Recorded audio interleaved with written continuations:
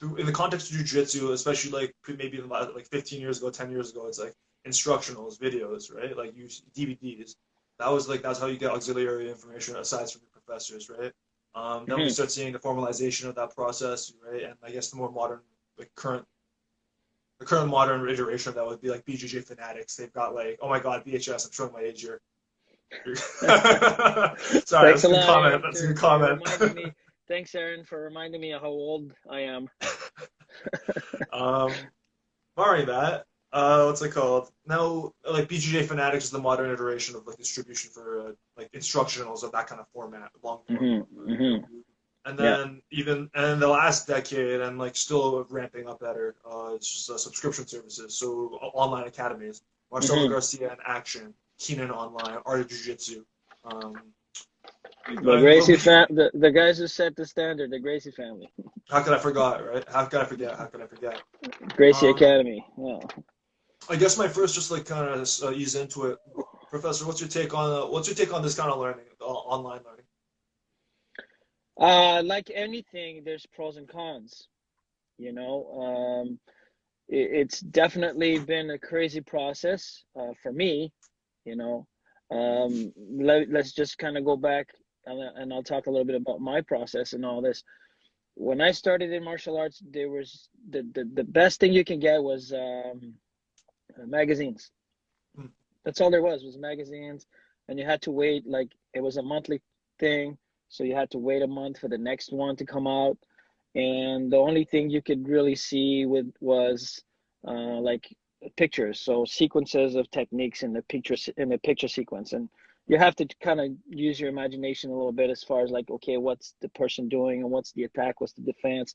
You know, you kind of really had to spend some time kind of doing a lot of guesswork as to what, you know, the detail of the technique was. You had a general idea based on the pictures, but you know, I was very meticulous about, okay, where's the hand, where's this, where's that, you know, where's the body positioning. Then the next wave was VHS tapes. Like my good friend Aaron reminded us here, VHS tapes were hard to come by. You could either rent them, and instructionals was a thing, but they were rare to get a hold of. It was much easier to get like fight events, like MMA Hmm. shows and events. Those were easier to come by. But like actual Brazilian Jiu-Jitsu instructionals, they came in later on. I think, you know, because everybody was so hungry for Brazilian Jiu-Jitsu that, you know, the Gracie family put out their first series, and then everybody and anybody after that started to put out VHS tapes. And a lot of these are still like available, like they've been transferred to YouTube, and if you know where to look, you can find a lot of this older material on YouTube. Then came the DVDs. And again, this is again progression, not just for BJJ, but the course of humanity and how how things progressed electronically, right? So DVDs was the next thing, but still, people started doing series, and you know, internet became a thing. You start to order online, and then you have to wait for the delivery. And a lot of it, what happened was, you know, a lot of us would like put our money together because it was expensive, you know, and we put our money together, and a bunch of us, and then we would order a series, and then we all shared them. You know, Whoa, we would share with pause one here for a another. second.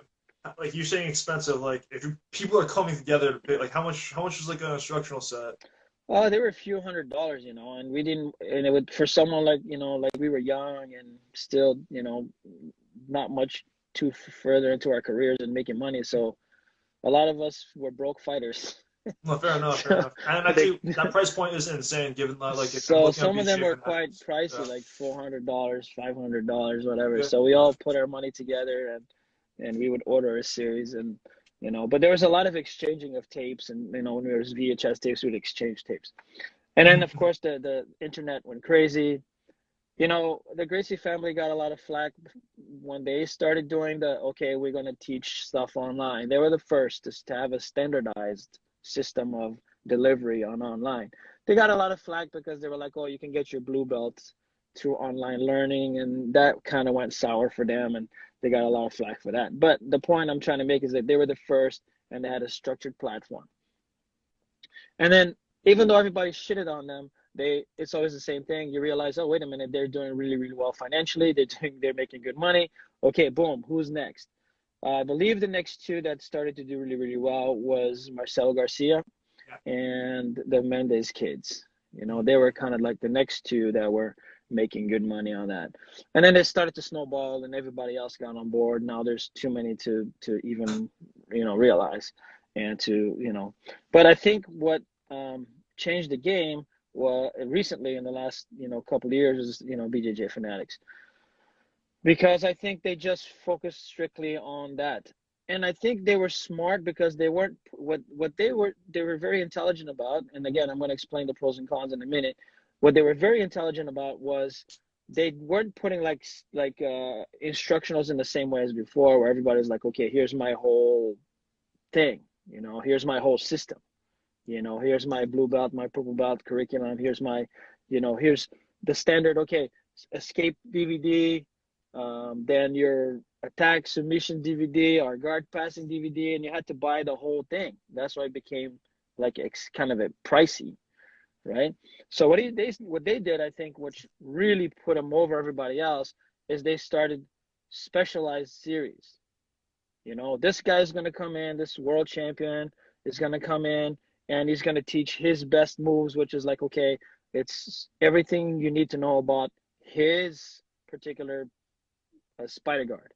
Okay, this guy's going to come in, he's going to teach everything he knows about, escapes, and it's usually specialized to the individual, whoever that might be.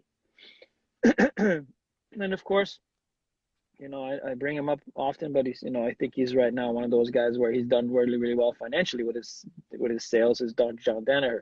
Same thing. He broke it down into systematics, where okay, you get everything around the guillotine and everything around the kimura and everything. So he did a whole no-gi series because of obviously a lot of his fighters were having a lot of success in no-gi. And then of course he got, hey, please give us your fundamentals, because he's very, very technical guy. So he did all his fundamental things on his series and stuff like that. So I think that the BJJ Fanatics is amazing because they pick the individual and they do a series on what they do best instead of like everything that they do. You know what I mean? And that's what, and as an athlete or as a professor or as a mostly I think, remember, they're not really the instructionals are really a lot geared towards competitive athletes who want to compete and they want to get an edge. And that's why I think sales in general in this format is popular. Nobody would be buying this stuff if they didn't want to get an edge in competition. Everybody in jiu-jitsu is a very competitive sport and everybody's looking for the next big thing. We also live in a society that's their mindset. Like, what's next? What's next? What next? It's the next big thing. And what's the next big thing? And it's almost like collectible in a way. And I almost feel like guilty of that because I have so many instructionals on my hard drive that I haven't watched yet, but I got to have this one or I got to have that one, because I feel a responsibility as a professor to stay in the game, so that there's that mentality. Okay, I need to get this, I need to get that. So because I want to do well, I want to perform, I want to win those medals. So I got to do what these guys are doing, and they're the best in the world at it. So there's an incentive there to buy the series and the techniques and to stay up with the game. But, if we go into the pros and cons of it, the pros, instant information. If you have the two most valuable commodities, if you have time and money, then you're good. If you have the time to watch all these things and if you have the money to buy them, it could definitely benefit you, as an athlete or even as a beginner, because there's plenty of beginner instructionals out there too, like guided specifically for white belts. So there's a lot of amazing content. However, I feel that now it's getting way too saturated. Now there's too much content. It's too much, and I think that as it's overwhelming, even for me sometimes, like, man, this is way too much stuff. How can I, like, there's so much content, and how can I remember, okay, this guy puts out 40 techniques on just this particular guard. And then this other guy puts out another DVD on another guard that's, another 40 to 50 techniques. And then this other guy puts on a guard passing series and he's got 40 techniques. So you can see how it, like, adds up. You know what I mean? It adds up, and then you're like, man, you can't possibly remember thousands and thousands of techniques. If you put it all together, if you go to BJJ Fanatics and you look at their full library, you know, and you look at each DVD cover or series cover, and you see how many, you know, techniques are in each one. So if it's a 6 DVD series, 8 to 10 techniques per DVD, well, you know what I mean? Like so for me, it's just the problem I see is just too much. And how do you, you know, cipher through, you know, what's important and what's not? So for me, that's the con. It's too much information. And if for a beginner, I think it's not good. You know, I think that if for an advanced person, if you like a particular guard and you specialize in a particular guard, then yeah, I can see you buying that particular guard and getting, you know, the best information from the best guy in the world that does it to make yourself the best that you can be in that particular guard.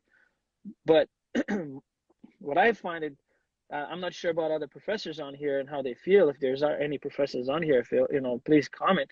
But as a professor, I have to, and as a professional coach, I have to at least have an understanding of a baseline understanding of almost everything that's going on, and that's extremely challenging. You know what I mean? So what I do is I focus always on the. If you watch every DVD, you have to understand something. When someone does a series, they can't charge you for a DVD with just 3 or 4 techniques, right? So, but the truth is, in my mind, the first 3 or 4 techniques are the base of the series, and that's all you need.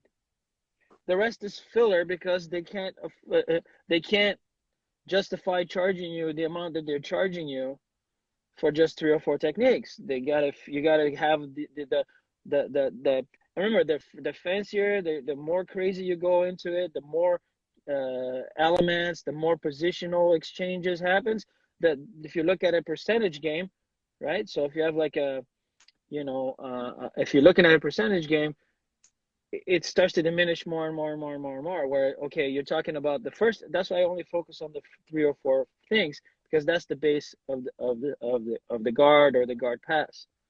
Right. Professor, you're That's all blowing you my really mind here need. because I just recently helped make an instructional, and it's not necessarily, I wouldn't necessarily call it filler, but it's like the nuanced aspects of the technique, right? Like there's Yes. very highly specialized situations that you need to put in there. Yes. However, at Yes. the same time, Exactly.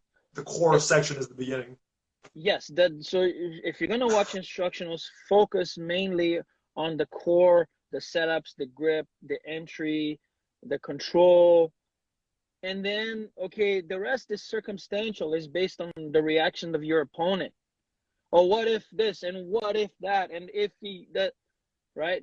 So that's okay. I'm not saying there's validity to it, but it's percentage, right? Okay. So there's the 3 or 4 things that work 80-90% of the time, right? And you'll see that because there's a lot of like guys that put out similar instructionals, and the first 3 or 4 things are always the same, but on almost all of them, right? So that tells you, okay, you got to really understand like there's stuff that works all the time, right? And then the rest is circumstantial based on, you know, push and pull and reactions and action reaction, you know, like the reaction of your opponent, your reaction, and so on and so on. And that's okay. But my advice is always, if you're gonna watch an instructionals, master the first 3 things, 3 or 4 things, and then you can play with the rest. You know, you can play with the rest. Um, but like for me, that's what I have to do because I can't remember everything, right? And how I get around it sometimes is what, you know, is if an athlete gravitates to a particular guard, I will teach that guard in class, but I'm only going to teach those 3 or 4 things. That's it. But if they want to, what I encourage, say, hey guys, if you really like this guard, you know, if this is something you want to do, it's on you to do the homework. It's on To you to find do out the the special research. niches and the It's to pathways you that to develop find that the thing. higher. Or, okay, book a private lesson and I will go into my my library, and I'll set up a lesson plan, and we can go further into the series, right? But I can't like go into a full series in class, in a regular class. I teach the foundation of the guard or the guard pass or the submission or the back control, and I'll teach the ones that I feel are high percentage, you know, the things that I think are high percentage in competition. Okay, the rest is up to you to specialize, right? And that's the thing. Like if you're gonna specialize, that's your job, because I can't, I have 20 athletes in the class. Each one of them specializes in something different, and I encourage that. I don't want everybody to be the same. I want diversity in play. That way you can, you're not always rolling with the same look, the same vibe. I want everybody to have a different guard, a different way of playing, a different way of doing things. And So I I like, guess of we're course, kind of if there's guys that gravitate more to a top game, okay, then we focus more on takedowns and guard passing and dominant positions. Like, so everybody, it's individualistic, right? But anyway, I'm kind of taking a huge turn here. we're Um, going to we're going to like that's like I feel like that's like the a live version of an instructional, which is basically a seminar, right? Like you if you want you mhm. have topics, right? That's Yeah, kind of what seminars are instructionals great look like, too. Yeah. right? But the thing But about seminars is you're limited 3 hours. The person comes in, probably only teaches about 20% of what he knows, so retention is he or difficult she after three knows, hours. right? So the beauty of instructionals is, you can watch them at your home, at your own time, at your own leisure. You can pause, you can analyze. But what I find, again, going back to one of the cons as well, is I find that even myself, I've caught myself doing it, is like you end up watching the whole thing next. So you're not like taking your time to really make Mm-hmm. sure, that you're really understanding the technique and then moving on. Hey, Igor, thanks for being in here, brother. Hope you're well. So I like, guess there's a yeah, discussion that needs to be had. Like, when you're watching, what's the intent? Or do you want to specialize in the system, or are you trying to get a bigger picture knowledge of the mm, system, right? Because I mm-hmm, think there's a distinction that needs to be made there because there's one of implementing it and like really keying in on your muscle memory so you can actually pull it at the drop of a hat versus hey, this keeps happening to me and I want to figure out the pathways and the frameworks as to how this is being used. right. So I think I guess as a professor, you find yourself watching the big, like looking for the big picture frameworks more often than not with these instructionals.